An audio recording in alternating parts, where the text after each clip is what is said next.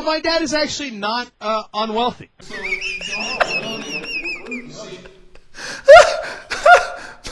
Quote, my dad is actually not unwealthy.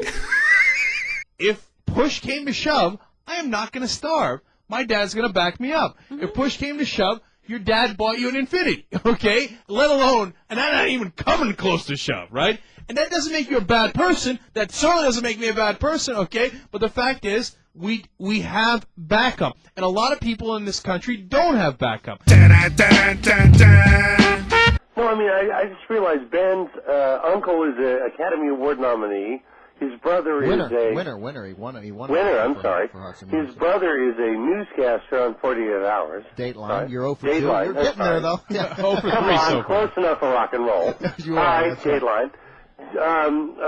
Jill's parents are Brentwood wealthy people. He ran Paramount Studios. Yes. Okay, and Chang, I don't know. I mean, I don't know what your deal is. My dad's an olive farm. All right, but here's the point. You guys are the elite. That's awesome. Oh, come on. If you're not the elite, then the rest... Isn't that interesting? This is 2006. 2006, when the Young Turks were just getting started. They may not have known it, but they were at the start of this long, long period, frankly, of dominance of left-wing media. And it was already being pointed out by their audience that really, they're all quite wealthy people. And that includes things that still come up on the show. They mention taking vacations in exotic places like Hawaii. They mention things about their lifestyle in Los Angeles. Already in 2006, the question was beginning to be asked about their individual extraordinary wealth. But now in 2020, the question I'm asking is about their institutional wealth. Like, if they could ask for donations back in 2006, when they boasted they had a budget of only $35,000 or $45,000 a month total operating cost, after you've crossed that point where you have a headline in a mainstream newspaper announcing $20 million of capital investment, right? Venture capital. At what point do you stop asking for donations? At what point do you stop crying poor and recognize, I mean, certainly amongst the left-wing media, I mean, very few journalists get paid today. This is a particular line of work, whether publishing, broadcasting, or YouTube. A lot of people are doing this for no money at all or merely symbolic payment.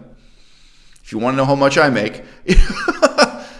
And in fact, these people don't represent the common man. They don't represent the plight of the poor or the oppressed in some really strange sense from day one, from the start. If you're not the elite, then the rest of us are pieces of garbage. Well, that's because I mean, you're the elite. The second thing, and it's really sad that the liberal voice of our cause are really the cream of the crop, the richest, the wealthiest, the most prestigious, the ones who have most of the awards, the ones who have... So this also gets into a really interesting question for people on the left.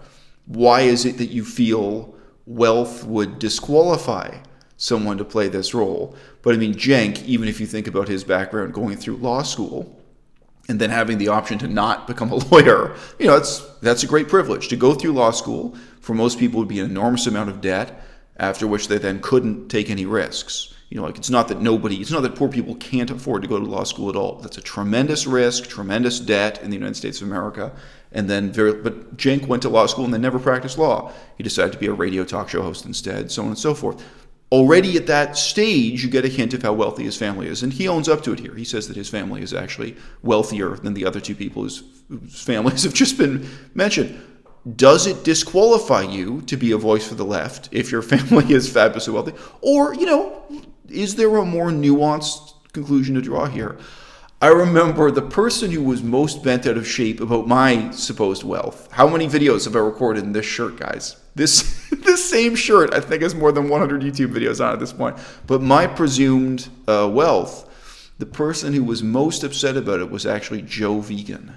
So for you guys who can remember, there was a YouTube channel called Joe Vegan. I remember him sending me emails saying, you know, I Googled how much the tuition costs at that Chinese school you went to in Kunming, China.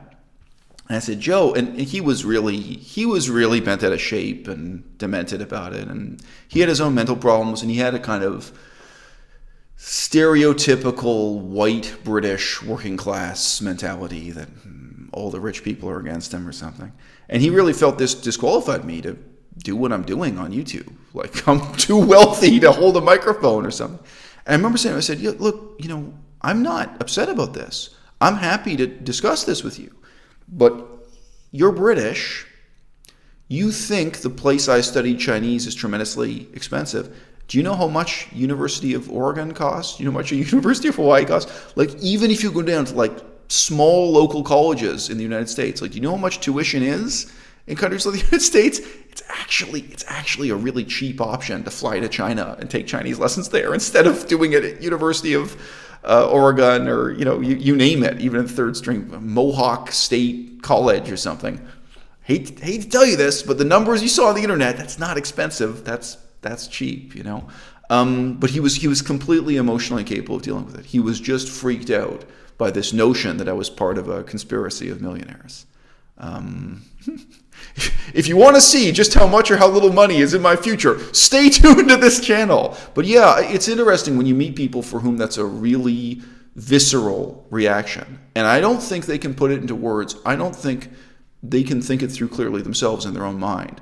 What it is they think, what it is they feel, what it is they believe about the relationship between rich and poor.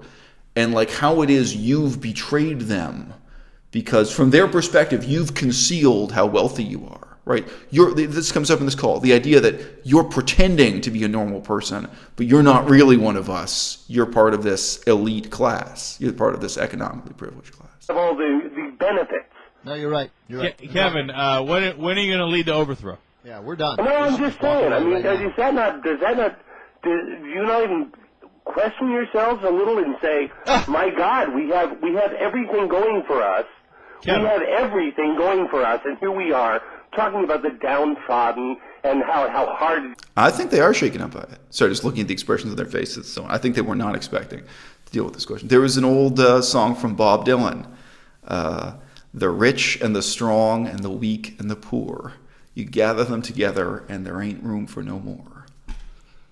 Los Angeles, California, the divisions between rich and poor are very deep and very wide. I mean, the rich and the poor, I think, do live in two solitudes there. And in the media world, I think what he's talking about, just in terms of connections, when you look at the career of Sam Harris, it has everything to do with who his parents were.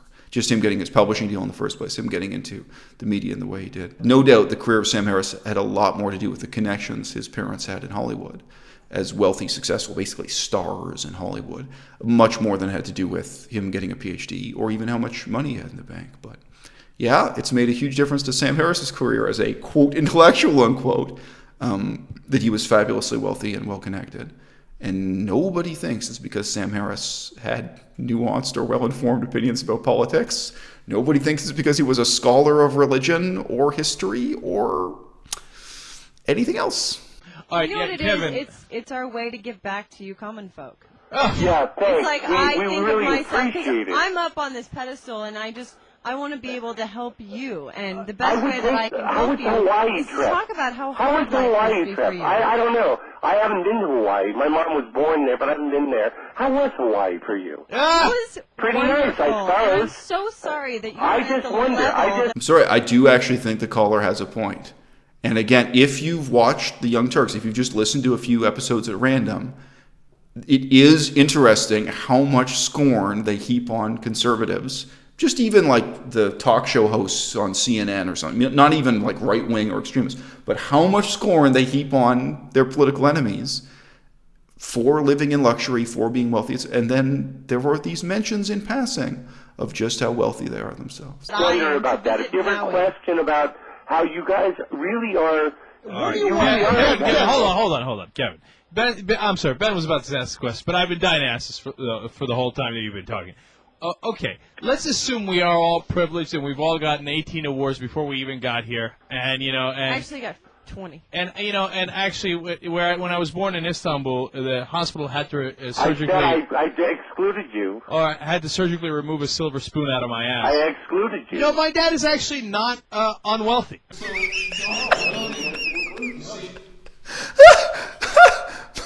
Quote, my dad is actually not unwealthy.